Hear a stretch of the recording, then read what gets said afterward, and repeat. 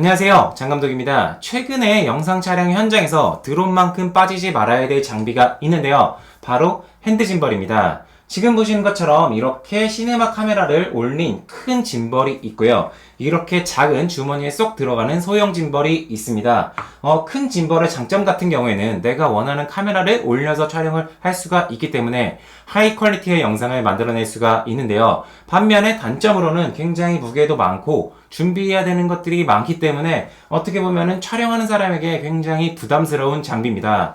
그리고 이렇게 소형 짐벌인 경우에는 반대로 촬영하는 사람은 부담이 없고 준비하기도 쉽지만 영상의 퀄리티적인 면에서 내가 원하는 하이 퀄리티까지는 올리기가 어렵습니다. 그리고 이 두 가지의 공통적으로 최근에는 지상 카메라하고 드론을 많이 섞어서 영상을 만드는데요. 많은 분들께서 두 가지의 색이 다르다 보니까 색을 맞추는데 오랜 시간 투자를 하시기도 하고 어떤 경우에는 색을 못 맞춰서 굉장히 좀 안타까운 난감한 상황들이 있었어요. 그래서 몇몇 분들께서 드론을 핸드짐벌로 활용할 수는 없나요? 라는 질문을 주셨어요. 그래서 제가 이렇게 매빅 3를 핸드짐벌로 준비를 해봤습니다. 이 핸드짐벌의 장점 같은 경우에는 어떻게 보면은 무게도 굉장히 가볍고 드론에 촬영을 했었던 걸 지상에 색을 맞추기에도 굉장히 좋고 카메라 같은 경우에도 마이크로 포 서드 센서이기 때문에 어느 정도 괜찮게 나오지 않을까 라고 생각을 했습니다. 그래서 이 카메라를 들고 제가 포드의 브롱코 론칭 현장을 갔는데요. 처음에 행사장을 가서 솔직히 당황했습니다. 현장의 환경이 생각했었던 것보다 조도가 굉장히 낮았어요. 그래서 카메라의 ISO 같은 경우에 800에서 1600까지 기본적으로 설정을 했어야 했습니다. DJI 카메라들의 공통점이 저조도에서 굉장히 쥐약이에요. 어두운 환경에서 굉장히 많은 노이즈가 발생을 하기 때문에 이번 영상 잘 촬영할 수 있을까 하는 고민이 솔직히 많이 들었습니다. 결론부터 말씀드리면 영상은 굉장을 만족스럽게 나왔습니다. 지금 앞에서 보신 영상이 전부 매빅3로 촬영을 한 겁니다. 단 두 컷을 빼고 다 매빅3로 촬영을 했습니다. 그러면 이렇게 매빅3로 촬영한 영상을 보면서 어떤 장단점이 있는지 같이 알아볼 수 있도록 하겠습니다.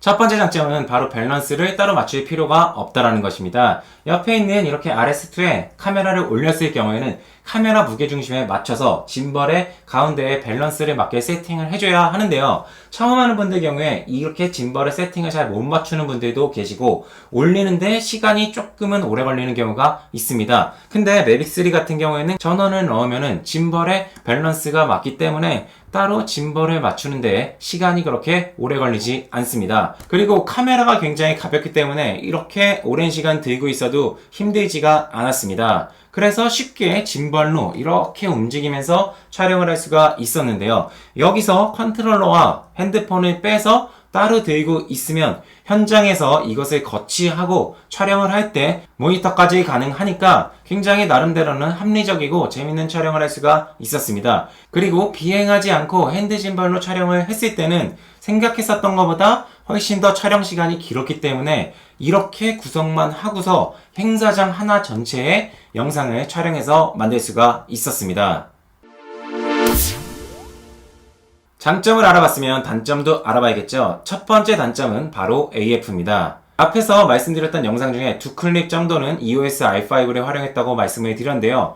그 이유는 초점 거리가 어느 정도 확보가 됐음에도 불구하고 매빅3는 AF를 너무 쉽게 놓쳤습니다. 그래서 가까운 거리를 매빅3의 AF를 활용하는 데는 너무 한계가 있었어요. 그래서 정말 많은 시도를 했는데 어쩔 수 없이 EOS R5로 한 두 컷 정도 촬영을 했고요. 나머지 영상들은 전부 매빅3 핸드짐벌로 촬영을 했습니다. 그리고 두 번째 단점은 바로 잔떨림입니다. 소프트웨어로 잔떨림을 잡아주기는 했는데 이렇게 흔들리지 않도록 매빅3를 고정을 했는데 움직일 때 잔떨림이 발생을 했습니다. 저 같은 경우에는 카메라를 이렇게 눕히지 않고 최대한 똑바로 놓은 다음에 한 손으로 짐벌을 컨트롤을 했는데 그럼에도 불구하고 곳곳에서 영상에 잔떨림이 발생을 했습니다. 세 번째 단점은 바로 오디오입니다. 여러분들께서도 잘 아시겠지만 DJI는 드론에 오디오 기능이 없어요. 왜냐면 오디오 기능이 있어도 프로펠러 소리밖에 녹음이 안 되기 때문입니다. 그래서 현장에 핸드 짐벌로 촬영을 할 때는 별도의 오디오 장치를 장착을 해야 하는데요. 저도 별도의 오디오 장치를 장착을 했는데 파일 관리라든지 나중에 편집할 때 싱크를 맞추는 작업이 굉장히 번거로웠습니다. 결론적으로 말씀을 드리면 이런 큰 짐벌보다 가벼워서 체력적인 부담 그리고 하늘과 지상의 색을 맞추는데 쉽기 때문에 장점이 분명히 있었지만 잔떨림이나 오디오 이런 문제 등으로 인해서 아무래도 후작업 등에서 번거로움이 많았기 때문에 저 같은 경우에는 매빅 3를 핸드 짐벌로 사용하는 것에는 그렇게 좋은 점수를 주지 못할 것 같습니다. 아무래도 조금은 번거롭지만 이렇게 짐벌에 카메라를 달아서 촬영을 하는 게 조금은 더 안정적이고 퀄리티적인 면에서 더욱더 좋을 거라고 생각을 했고요. 매빅 3 같은 경우에는 아무래도 드론 영상으로 활용을 하는 게 가장 좋다라고 생각을 했습니다. 오늘은 여러분들과 같이 매빅 3를 핸드 짐벌로 사용했을 때 장단점에 대해서 같이 알아봤는데요. 앞으로도 약간 이런 재밌는 영상들을 많이 만들려고 해요. 그래서 여러분들께서도 나만의 이색적인 취미, 뭐 등산이라든지 사이클, 서핑 다양한 게 있겠죠. 이래서 같이 콜라보를 하고 싶으신 분들이 있으면 아래에 메일 주소로 연락을 부탁드립니다. 오늘 목소리가 많이 안 좋아서 여러분들께 오디오 쪽으로 조금 피해를 끼친 것 같아서 죄송한데요. 여러분들께서도 항상 건강하시길 바라고요. 저도 다음 시간에는 건강한 모습으로 여러분들 찾아뵐 수 있도록 하겠습니다. 제가 오늘 준비한 컨텐츠는 여기까지고요. 다음 시간에 더 좋은 모습, 건강한 모습으로 여러분들 찾아뵐 수 있도록 하겠습니다. 오늘도 시청해주셔서 감사합니다.